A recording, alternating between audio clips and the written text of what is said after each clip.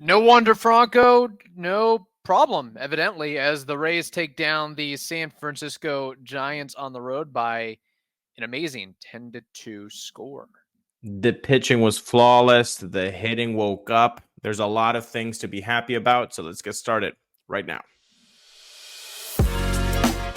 You are Locked On Rays, your daily Tampa Bay Rays podcast, part of the Locked On Podcast Network, your team every day. Hello, my name is Kevin Weiss. I'm Ulises Sambrano. And we're the host of the Locked On Rays podcast, part of the Locked On Podcast Network. Thank you for making us your very first listen every day. Be sure to check out and subscribe to our YouTube channel at Locked On Rays. You can also follow us on the social medias at Locked On Rays and email us anytime, lockedonrays@gmail.com. Well, as we mentioned, the Rays take down the Giants by a score of 10-2. The Rays improving to 72-49 on the year. The Giants falling to 63-56. And we might as well get this out of the way, as we see in the bottom scroll there that Wander Franco has indeed, in fact, been placed on the restricted list. He is not with the team for, I believe, at least the series of this road trip. So hopefully it's a distraction avoided. And I'm just going to throw this out there. I don't really know much more that we can talk about the Franco issue until more news and updates come about from legitimate news sources. I don't think we need to be chasing rumor mongering from internet sleuths that are creeping on this other individual's TikTok and Instagram and reaching out to random people and trying to figure out, oh, how old is she? And it's getting insane. Like Ulises likes to say, go outside, touch grass, step away from the communication device, and get a life, because it is just getting, I mean, I don't know. We're like in an episode of Black Mirror, seemingly. Yeah, that's exactly where we are right now, in an episode of Black Mirror, and one that doesn't end. Where the credits are not going to show up after 58 minutes. Man, I thank you for saying that, because I know people want to talk about the Wander Franco situation. Right. I know they do. I know they do, because our video from Monday got insane views and got insane a number of comments, and I know that's what people want to hear, but what else can we say? We're not going to screen share screen share while we do internet sleuthing, as you just called it. Yes. And try to find out more stuff. Like, look, as soon as more information comes about, we're going to talk about it. I just don't think that speculation about something so serious would be something that would be beneficial to literally anybody. Us, the network, the Wander Franco, the team, the fans, the 14-year-old, like anybody. Yeah, let the investigation play out. Let the people that know how to do their jobs, and I'm sure we'll find some sort of conclusion or closure one way or the other. Now, I will put a little twist and spin on this. Is there any possibility in the world that this is addition by subtraction, considering all we've heard about Wander being a bad teammate and getting into it with Arozarena, and now you add the off the field distraction? Could it be a possibility of the Rays will actually play looser and more comfortable, that you have him out of the fold, at least temporarily, if he is indeed, in fact, a bad apple? Let's start with this. The team is worse without Wander Franco. That's number one. Can they benefit from a change of vibes in the clubhouse? Maybe. Yeah, that I could see. An Osleivis Basabe, who apparently has a really good reputation for being a good teammate. Peter Bendix on 620 AM radio went on to just great lengths to say how good of a person and how good of a player Osleivis Basabe is. The broadcast, Neil Solons and Andy Freed, who filled in great for BA and Dwayne, were also making poignant statements about, no, this guy is awesome. He lights up a clubhouse. He's great with the bat. So I feel like, yes, there could be a change of vibe, but I also feel like this is a top-down movement to tell the fans, like, it's okay. Osleivis is fine. Like, don't worry about Wander Franco. Like, everything's going to be fine, which, of course they have to do that. Right. But I being the skeptic that I am, I heard it with a different tone of like, they're trying to do like this. they're trying to force it, sort of a deal. Yeah. Now I will say maybe just a little breather break from Wander Mania in all that is involved with that. He's off the plane. He's off the bus rides. He's not in the hotel room. There could be a little something to that where, you play a little bit more loose and comfortable. And maybe, if this all shakes out and Wander is found innocent or whatever, that maybe out of all this, he becomes a little bit more humble, because it's, again, what has happened this season is historic in the sense of how often have we seen a professional ball club suspend or step away from their franchise player for a couple games for being, quote, a bad teammate. Look, like something's really had to have blown up and matriculated to get to that juncture. Especially a team that doesn't do that, especially a manager that had only done that once with Steven Siska Jr. Like, it spoke volumes. Because couldn't they have just said, not to go back, hindsight being 2020, but just saying that, Wander, he's played a lot of baseball. We know he's had hamstring issues in the past. It's a long grind of a major league season. We're just giving him a couple days off. That's all it is. Get him off his feet. Get him comfortable. We're at home. The turf. We want to avoid as many. Yeah, they could have definitely done that. But look, I understand he's 22. That means that he's young. But I'm kind of with you on that, man. I think sometimes life gives us an opportunity to get stuffed with humble pie. Yeah. And sometimes you need second helpings of humble pie. Right. And maybe that's one of those times. Yeah. And this season certainly would be that if there's a time for that. We're actually going to talk about the game and some wonderful things that happened in the game. But Ulises, first we have to tell the audience about something very important. And that is Ibotta. Picking up burgers and hot dogs for a summer barbecue, Kevin? Well, you're already doing it, so why not get cash back for it with Ibotta? You can finally take that summer vacation you've been planning, but dreading buying all of the necessities before you take off. I know you, Kevin. I know you are. So It's time to stop spending your hard-earned money without getting anything in return. And that's where Ibotta comes into your life. Ibotta gives you cash back on hundreds of grocery items, from produce to personal care to pantry goods, so you can make sure you're beating inflation no matter what you're purchasing. Either link your loyalty account or upload your receipt after you shop and get your cash back. It's that simple. You can earn cash back on hundreds of online brands and retailers too when you start with Ibotta, including Lowe's, Macy's, Sephora, Best Buy, and more. Sephora, maybe? Okay. Sephora, there we go. Yeah. Sephora. Right now, all the female audience members are just all crazy. The dudes just went right back through that, and then the girls say, hey, easy. Sephora. Yeah. Sephora, come on now. Get it right. Okay, sorry. Sephora. Right now, Ibotta is offering our listeners $5 just for trying out Ibotta by using the code MLB. When you register, just go to the App Store or Google Play Store and download the free Ibotta app and use code MLB. That's Ibotta, IBOTTA, in the Google Play or App Store and use code MLB today.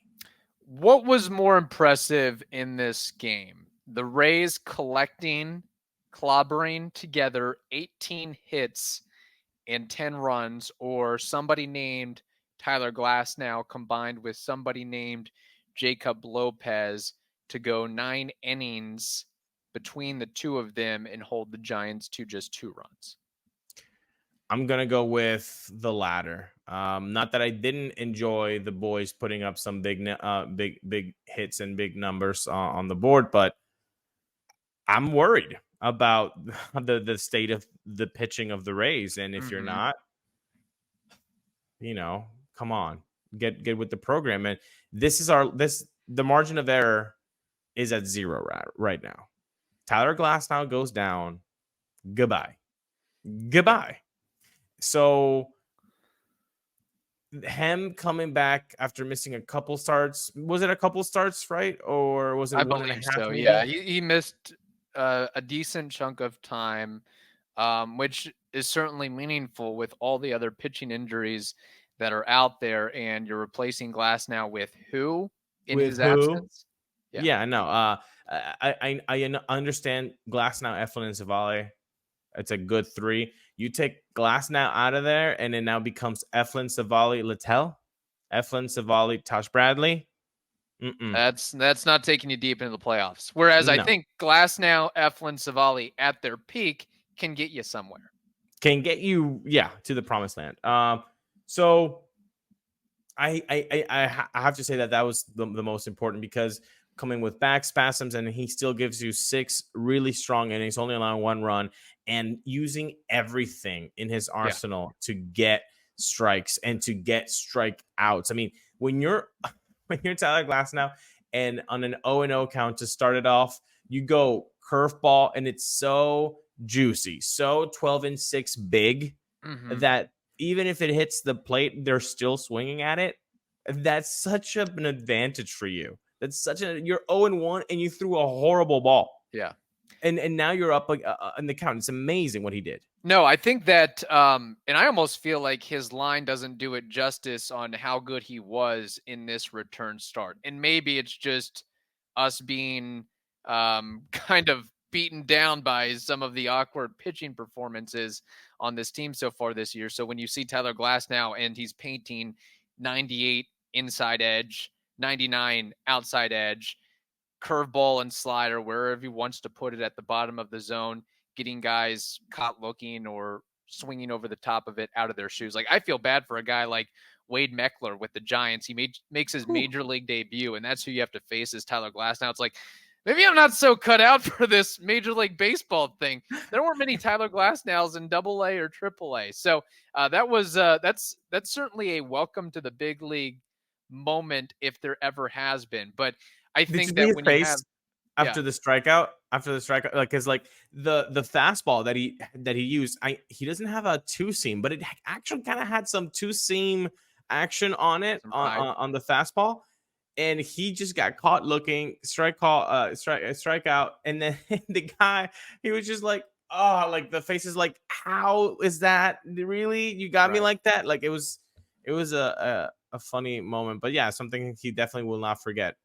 Yeah. And then, so Glasnow was fantastic. And then Jacob Lopez making his major league debut. And I think impressive in that showing. Again, I don't really think there was anything more that Jacob Lopez could do in the minor leagues. If you look at his numbers and his strikeout rate and his ERA before the call up, and maybe he's a piece that the Rays can lean upon in August, September, and maybe hopefully in October, where it's like, you got to give some guy an opportunity. And I feel like this guy could maybe give you a little something. I know that we had heard dribs and drabs of this Jacob Lopez kid, and maybe after this performance, he's here to stay. But I feel like a guy like him who in a pinch can give you more than 1 inning, 2 innings, 3 innings, 2 1/3, whatever it may be, I think is critical and important. And certainly it helps when you have the run support on your side to allow him to get comfortable and in a groove as well.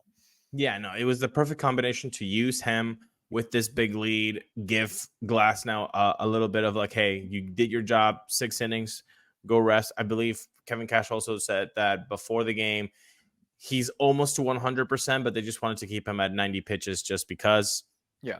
So like you said, this is the perfect way of getting a rookie acclimated is with a big lead. Hey, here you go. Here's the ball. Here's 3 innings that you can get. And he got his first save. So that's awesome for the rookie. And one more thing, I know some people really like Josh Fleming, and I understand that because of the 2020 season. We're kind of removed past those results.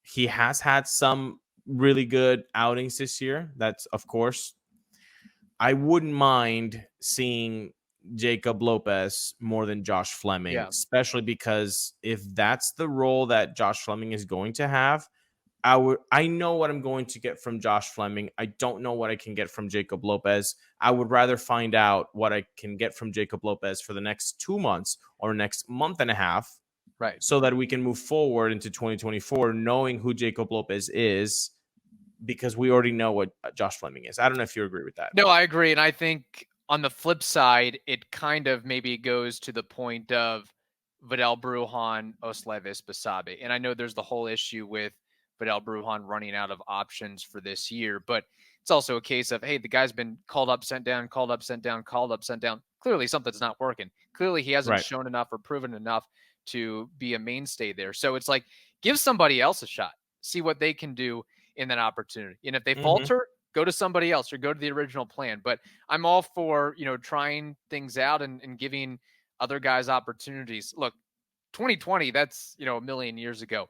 3 years, 4 years time in baseball land, professional sports land is, 20, 30 years in real life land. Like players change in oftentimes in dramatic ways for better or worse. And I'm with you. I think that, it's, as of right now, it's time to see what Jacob Lopez can do and if you can roll with him in the playoffs and in 2024 and beyond. So we have more to discuss on this, but first we have to tell you about FanDuel. Football season is about to kick off, and FanDuel is giving you the chance to win all season long. Because right now, when you bet on a Super Bowl winner, you can get bonus bets every time they win in the regular season. Just pick any team, like the Buccaneers, for example, to win the Super Bowl, and you'll get bonus bets for every victory. You can use your bonus bets on spreads, player props, over-unders, and so much more. So don't waste any time. Visit FanDuel.com/lockedon and start earning bonus bets with America's #1 sportsbook. That's FanDuel.com/lockedon, LOCKEDON. Check it out today. So the Rays are currently on a 6-game road trip, West Coast trip. They have the Giants and then the Los Angeles Angels with 2 off days cemented within there as well, which, maybe should help matters. But it was interesting from this game anyway. I had bad feelings and bad omens about it, where the Rays in the first inning, you have Yandy striking out, which never happens. You have Randy drawing a walk, stepping out of the box multiple times, and then getting picked off. And then you have the rookie center fielder for the Giants, Meckler, making a nice running catch on Harold Ramirez. And it just got me thinking and got the feeling of, oh, could this be another, layover, hangover game? There's the whole Wander situation. Is this team going to get blown out, Cleveland Guardians style on Sunday? And then eventually they picked it up and did what they needed to do. It also probably helped that Ryan Walker, who was dealing, was removed after a couple innings on their, I guess technically the Giants bullpen day or whatever they're trying to do. Can I let me go back to that Randy Arozarena at bat. Sure. 3 in a row. He's completely disinterested in Walker's pitch. And I've said this before, Kevin, you can roll back the tapes on the archives. Randy Arozarena will do this. He will literally just put the bat up on the shoulders and just tell the pitcher, I am not going to swing. Sometimes it works. Sometimes it doesn't. This time it worked to perfection. And I think some of it is mind games with Randy. Oh yeah. With the could pitcher. Be a gamesmanship thing for sure. Yeah. It's like, you're not going to hey, take your strike. I bet you won't. Yeah. And sometimes it works. Sometimes it doesn't. But, after that, and he gets the walk, there was just, I wish they would have kept the camera view on Randy just a second longer, because I thought that what I saw was him using, if you're not on YouTube, I do apologize, but I'm going visual now. He was using his 2, the middle finger and the index finger from his right pointing at his eyes, and then going to the dugout. And I thought I read his lips saying "no mira," which means doesn't look. So I'm thinking, was he trying to say something like, I'm reading the pitcher, like if he doesn't look, it's going to be a ball, or if it doesn't, or it's going to be a certain type of pitch. Right. That's what I was trying to guess, but they moved it away rather quickly. And then, again, just trying to be a baseball nerd and connect the dots here. Right after that, Harold Ramirez gets up, takes a ball, and like just nods his head with enthusiasm, like, yep, okay, that works. I knew that. And I was like, is this something going on? So I wish they would have just, I'm not John Boy, so I'm not going to go through all the videos and all that stuff. But if there's a John Boy of Locked On Rays Nation that wants to, take a look at that stuff, people have enough time to do internet sleuthing with the whole Wander thing. So I feel like somebody out there has to be willing or interested in putting that together for free. I'm certainly not going to do it. So I wish I would not. And it's not only time, but it's, I wish I had those skills. That's fantastic that they can do that. But I think there was something to it. Maybe it's nothing. Maybe he was just saying the eye thing, just saying like, look what I did. Right. You guys can do it too. I don't know. No, I'm glad you brought that up. And then elsewhere, it was good to see Curtis Mead starting to heat up and starting to settle in and maybe get a little bit more comfortable, getting 3 hits, couple of the infield variety. And I know he's been pitched up and is be able to stay back and put the ball in play. So I think that's something. And then Basabe, like we pointed out, or like we will point out, is he got the clutch hit to start the scoring for the Rays. And maybe he's just a guy like Harold Ramirez, like I mentioned the other day, that he just has a knack for finding holes and finding windows in the defense, whether it's a single or a double or a triple, whatever it may be. I mean, it seems like in a couple of days, he's done more than Vidal Brujan has done offensively. Now, on the flip side of that, he did boot a ball on a backhand that I think that both Wander Franco and Taylor Walls would have been able to handle with aplomb, and that allowed the Giants to get their first run. It wasn't much damage or harm there, but that's something that he's got to look on and focus on. But again, he's playing on the road for the first time in the majors, and I think it was a little bit of a bad bounce, and you're in an uncomfortable environment. Things like that are going to happen. He's making his 3rd, 4th appearance in the majors. I'm not going to totally make a judgment call on him defensively based on that. I just wanted to point it out. No, yeah, and that's definitely something like what you said of who you have on the field and who you could have on the field. Like Wander Franco makes that play, and Taylor Walls makes that play. Now, with Wander Franco, obviously, that you're just going to be losing output defensively and offensively with whoever you're going to be replacing him, like as an overall value. So that's punto, right? But Taylor Walls, you can say he would have made that play, but then you think, but would Taylor Walls have gotten me 2 RBI? True. In the earlier the game. So that's the give and take that you have with putting different fielders and different players in that position. So yeah, definitely I'm hoping that in the future that he can make that play. And that would be terrific. He did have that leaping grab on Sunday, pretty awesome. Yeah, I'm excited to see him.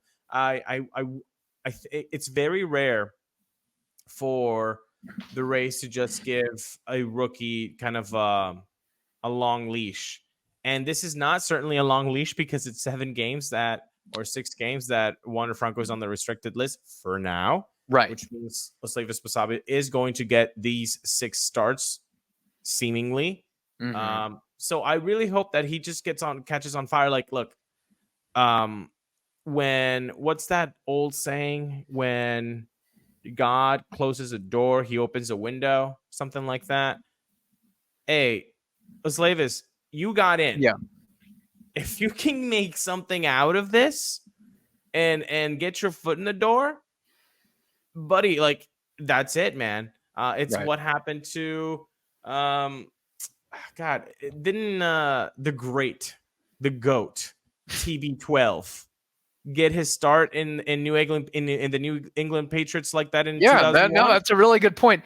Get your foot in there before Junior Caminero does, before Carson Williams does, whatever it may be. And I will say, based on MLB prospect rankings, he was, after Curtis Mead, according to the rankings, next in line of, based on ETA and rankings of like, okay, this is the next guy to get an opportunity to get called up. So you hope he's able to make the most of it. Certainly right now, he seems to be showing that, I think. And let's also remember, I pointed out his defensive miscue there, but when Wander Franco was a rookie, he was taking balls off his face. So do we not remember that low light? So things like that happen. It takes time to get adjusted to the speed of the game and just getting settled in. You're going to make, bad plays or misplays are going to happen. So yeah. Obviously it's something to work on and strive to improve going forward. It probably makes, whoever's on the mound and whoever else is playing beside him on defense thinking, man, Wander would have made that play. Walls would have made that play. But you can't think like that. You just got to try to lift these guys up and move on to the next one. And luckily, thankfully, it wasn't a miscue that changed the course or complexion of the game, because then you would have the whole issue of social media blowing up and people calling Basabe out and saying he's crap, and just that snowballing out of control. So honestly, you know what I'm really looking forward to, bud?